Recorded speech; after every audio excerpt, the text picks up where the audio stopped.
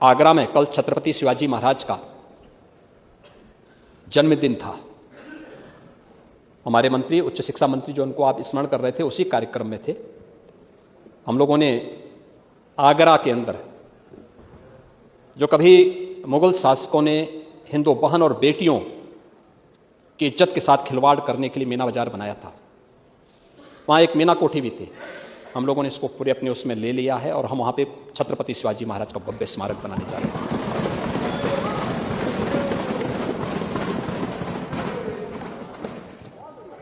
राष्ट्र नायकों का कैसे सम्मान होना चाहिए, ये जानना हो तो डबल इंजन की भारतीय जनता पार्टी सरकार से आप जानिए। छत्रपति शिवाजी महाराज राष्ट्र नायक हैं, उनका स्मारक बनेगा। आप लोग अभी भी उसी गुलामी की मानसिकता से जी रहे थे। सरकार का पैसा और आगरा में मुगल म्यूजियम। हमने कभी मुगल म्यूजियम क्या होता है जी, उसका नाम छत्रपति शिवाजी महाराज के नाम पे होना है और उसी को हम लोग आगे बढ़ा रहे हैं। वो म्यूजियम भी वहाँ पे तैयार हो रहा है और छत्रपति शिवाजी महाराज और राष्ट्र नायकों का ही सम्मान होगा, उनकी स्मृतिकाएं वहाँ पे लगेंगे। उन कार्यक्रमों को हम आगे बढ़ाने जा रहे हैं।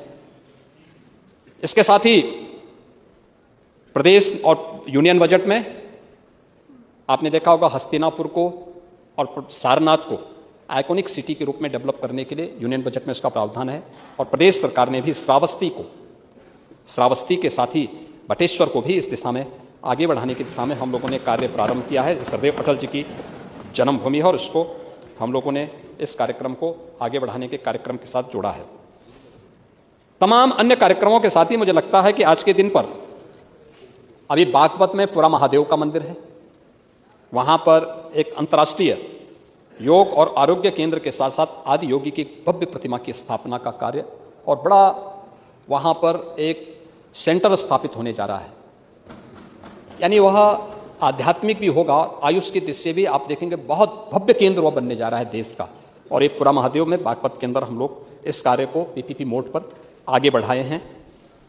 अयोध्या धाम में मंदिर संग्रहालय, एक म्यूजियम भी बनाया जा रहा है, जहां पे देश के अंदर मंदिरों की आर्किटेक्चर को लेकर के, भारत के अंदर किस प्रकार की आर्किटेक्चर रहा है पूरे देश के अंदर, उस दिशा में एक भव्य कार्यक्रम टाटा सन्स की ओर से वहां पर सरकार और टाटा सन्स के साथ एमओयू हुआ है। उस कार्यक्रम को वो आगे बढ़ाने जा रहे हैं।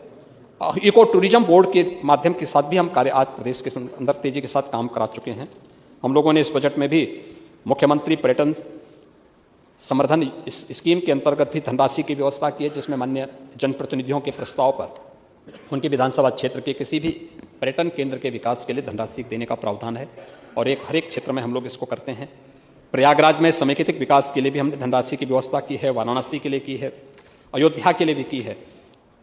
और इसके साथ ही अन्य तमाम हम लोगों ने जो तीर्थ विकास क्षेत्र बनाए हैं, अयोध्या, नैमिषारण्य, बिंदु क्षेत्र, ब्रज तीर्थ विकास परिषद, इन सभी के लिए भी हम लोगों ने व्यवस्था की है।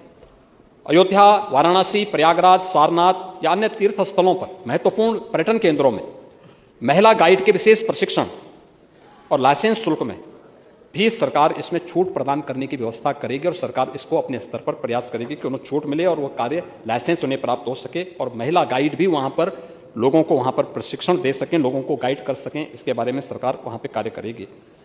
इसके साथ ही प्रधानमंत्री मुद्रा योजना के अंतर्गत होम स्टे स्थापना हेतु 2 लाख रुपए तक का कोलेट्रल फ्री ऋण उपलब्ध कराने का प्रस्ताव भी सरकार ने पर्यटन नीति के अंतर्गत प्रदेश के अंदर यहाँ पर की है।